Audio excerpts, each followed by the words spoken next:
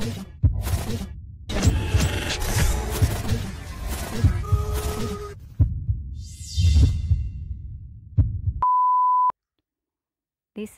bagian 37, karya S.R. Kusuma, yang dibacakan oleh penulisnya sendiri. Hari berganti hari, perkembangan kesehatan Saga cukup menggembirakan. Setelah rutin melakukan terapi dan tidak pernah lelah melatih kembali kekuatan otot dan gerakan motorik kedua kakinya. Hasilnya semakin terlihat dengan dapat digerakkannya kembali kedua kakinya. Meski gerakannya sangat terbatas, tetapi itu cukup membuat Saga semakin optimis bisa sembuh dan kembali normal seperti sedia kala.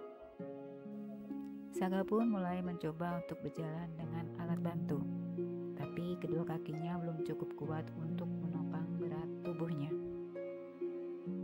Tapi Saga tidak pernah putus asa. Ia terus melatih kekuatan otot kakinya tanpa mengenal lelah. Setiap saat ia selalu menyempatkan diri untuk menggerakkan kedua kakinya dengan gerakan paling sederhana pun.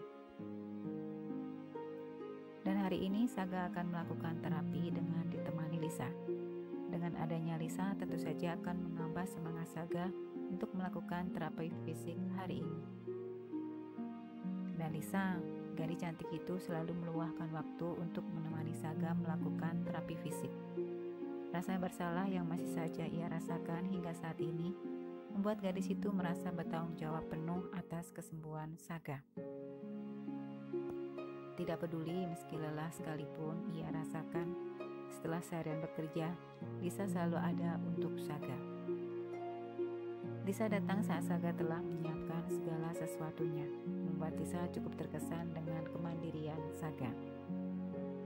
Saga tidak ingin merepotkan Lisa dengan harus menyiapkan keperluan terapinya atau juga harus menyiapkan mobil yang akan mereka pakai nanti. Hai, kamu sudah siap rupanya? Lisa melihat Saga sudah berpakaian rapi dengan tas hitam di pangkuannya.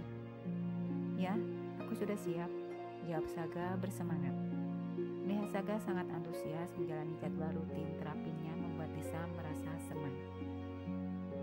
Sebelum berangkat, Lisa menyempatkan diri untuk menyapa dan berbincang-bincang dengan Bibi Mina. Bibi Mina selalu membuatkan Lisa teh hangat dan kudapan kesukaan Lisa. Setiap kali Lisa bertandang ke rumah Saga, Lisa selalu mendapatkan perlakuan istimewa dari Bibi Mina. Setiap kali Lisa jarang datang ke rumah Saga, Bibi Mina akan menanyakan perihal Lisa dan memastikan keadaan Lisa baik-baik saja. Setelah puas bercakap-cakap dan menikmati teh hangat dan kudapan lezat buatan Bibi Mina, Lisa dan Saga segera meluncur ke rumah sakit di mana Saga sering melakukan terapi fisik. Lisa menyetir mobil dengan kecepatan sedang. Sepanjang perjalanan, Lisa dan Saga asik bersenda gurau. Keduanya terlihat begitu menikmati kebersamaan yang jarang mereka dapatkan mengingat kesibukan mereka masing-masing. Saga yang duduk di samping Lisa dengan leluasa dapat menikmati wajah cantik Lisa yang hari itu membiarkan rambut panjang hitamnya tergerai. Pria tampan itu tidak bosan-bosannya memandangi Lisa yang memiliki paras rupawan itu. Menyadari Saga terus memandanginya dengan tatapan matanya yang teduh, membuat Lisa menjadi heran. "Gah, kenapa kamu terus menatapku? Apa ada yang salah dengan wajahku?" tegur Lisa sambil melirik ke arah Saga. Aku rasa iya," jawab Saga sambil mengamati wajah gadis di sampingnya itu. "Oh ya, ada apa? Apakah riasan wajahku terlalu tebal?" Spontan Lisa memegang pipinya dan berusaha mengecek wajahnya melalui kaca mobil. "Tidak ada yang salah dengan wajahmu. Yang salah adalah mengapa kamu terlihat cantik hari ini, sehingga membuatku tidak pernah merasa bosan melihat wajahmu itu," ujar Saga sambil tersenyum. "Ah, gombal kamu," ucap Lisa tersipu malu. "Aku serius, kamu memang cantik." Lisa hanya bisa tersenyum melihat Saga mulai centil kepadanya. "Ayolah, jangan membuatku malu," katanya kemudian. "Malu? Kenapa harus malu? Yang malu itu seharusnya aku, karena diam-diam tanpa seizin darimu, aku mengagumi kecantikanmu." ucap Saga sambil melirik ke arah Lisa. Oh ya Tuhan, jadi selain menjadi pelukis, kamu sekarang menjadi raja gombal juga ya? Saga tergelak. Dan tiba-tiba, Nadia, pergi Lisa membuat Saga menghentikan tawanya. Apa? Ada apa, Sa? Tanya Saga terkejut. Aku melihat Nadia, Ga. Lisa terlihat panik. Nadia? Di mana dia? Di sana. Lisa menunjuk ke arah kanan jalan. Aku melihatnya sedang berjalan dengan temannya. Aku ingin menemuinya, Ga. Tunggu dulu, tenang, Sa. Apakah kamu yakin yang kamu lihat itu adalah Nadia? Saga mencoba menenangkan Lisa. Tentu saja, aku kakaknya. Aku yakin yang aku lihat itu adalah Nadia. Oke, kamu tenang dulu ya. Kamu harus mencari tempat yang aman untuk menghentikan mobil, oke? Lisa hanya menganggukkan kepalanya. Wajahnya terlihat tegang. Ga, kamu tunggu di sini saja. Aku akan pergi menemui Nadia, kata Lisa setelah mobil terparkir di tempat yang aman. Sa, tunggu.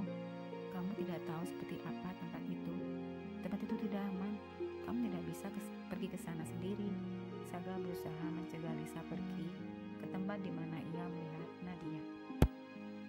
Saga tahu betul tempat itu sangat bahaya, apalagi untuk seorang gadis. Karena tempat itu adalah tempat berkumpulnya begundal-begundal dan orang-orang jalanan yang tidak jelas asal-usulnya. Tapi Ga, adikku ada di sana dan aku ingin menemuinya. Kamu tenang ya, aku akan baik-baik saja. Sa, dengarkan aku. Aku mohon kamu jangan pergi. Tempat itu berbahaya. Lisa, please. Saga memenggangi tangan Lisa berharap gadis berusia 25 tahun itu akan mengurungkan niatnya untuk menemui adiknya. Dengar ya, aku harus pergi. Aku janji akan cepat kembali. Kamu jangan khawatir. Lisa mencoba meyakinkan Saga yang terlihat cemas. Lisa menutup pintu mobil dan bergegas meninggalkan Saga sendiri di dalam mobil. Lisa, tunggu. Lisa. Lisa tak lagi menghiraukan panggilan Saga. Gadis itu berlari meninggalkannya menuju tempat di mana adiknya terlihat tadi. Saga memukul dashboard mobil. Ia merasa sangat kesal kepada dirinya sendiri karena tidak bisa berbuat apa-apa di saat Lisa membutuhkan seseorang di sisinya.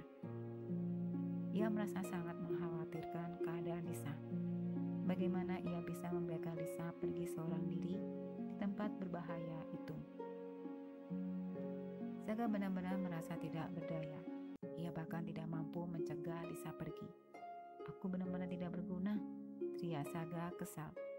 Pria tampan itu terlihat gusar, menyadari gadis pujaan hatinya sedang berada di tempat yang berbahaya. Sementara itu, Lisa dengan perasaan tidak menentu berjalan melewati lorong kumuh dan kotor. Tiba-tiba perutnya merasa mual, mencium bau yang entah dari mana asalnya. Yang jelas baunya sangat menusuk hidung dan membuatnya hampir muntah. Bau busuk yang sangat menyengat memaksa Lisa untuk menutup hidungnya. Ya Tuhan, tempat apa ini? Bagaimana Nadia bisa hidup di tempat seperti ini? Bisik Lisa dalam hati. Matanya nanar melihat keadaan sekelilingnya yang terasa sangat asing baginya. Di kanan dan kirinya hanyalah bangunan-bangunan tidak terawat dan kotor. Hanya beberapa bangunan saja terlihat bersih dan terpakai. Selebihnya dibiarkan rusak dan tidak terawat. Lisa merasa tidak nyaman berada di tempat kumuh dengan orang-orang asing yang menatapnya dengan tatapan yang sangat menakutkan baginya. Mereka tidak berusaha untuk menggodanya atau melakukan hal-hal yang buruk kepadanya. Hanya saja, Lisa merasa tidak nyaman dengan tatapan-tatapan yang seperti ingin menelanjanginya. Hingga akhirnya Lisa berhenti di sebuah bangunan yang dari luar terlihat biasa saja, akan tetapi di dalam sana terdengar bising dengan suara musik yang memekakan telinga. Lisa terlihat ragu. Ia melihat hilir mudik pemuda-pemudi keluar masuk dari area itu. Lisa kemudian melangkahkan kakinya menuju tempat yang ia bahkan tidak tahu apakah tempat itu aman untuk ia datangi. Lisa tidak tahu pasti tempat apakah itu. Yang jelas, semakin Lisa melangkah kakinya ke dalam, suasana semakin ramai dan bising.